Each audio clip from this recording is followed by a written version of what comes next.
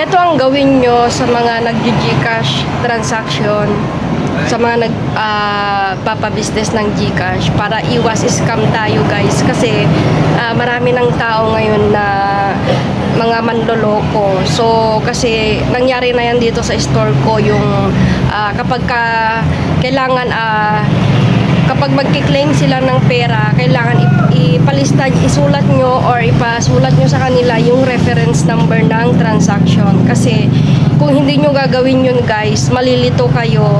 So yung iba kasi nagdodoble na mag-claim ng GCash. So meron ako before na customer, parang mag-ama sila. So hindi ko na iano kung sino, pero basta customer ko dito. Inutusan niya yung anak niya, tapos maya-maya yung tatay niya, siya naman ang pumunta para mag-claim. So sinabi ko na na-claim na to ng anak niya.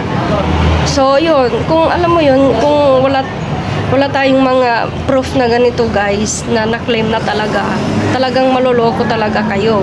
So ganito lang yung gawin nyo. Kailangan kumuha kayo ng notebook or kahit saan nyo gustong isulat. Tapos isulat nyo yung date. Yan, date. Tapos isulat nyo lang dyan yung cash in, cash out.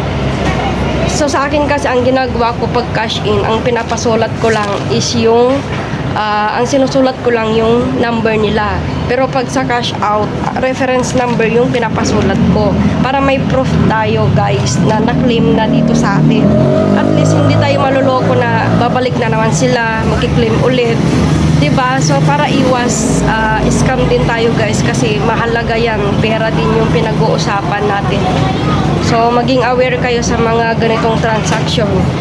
Siyempre hindi lang naman siguro sa akin yan, sa lahat ng nag-GCash. Posibleng hindi nyo nararanasan yung mga ganitong sitwasyon sa GCash na nai-scam.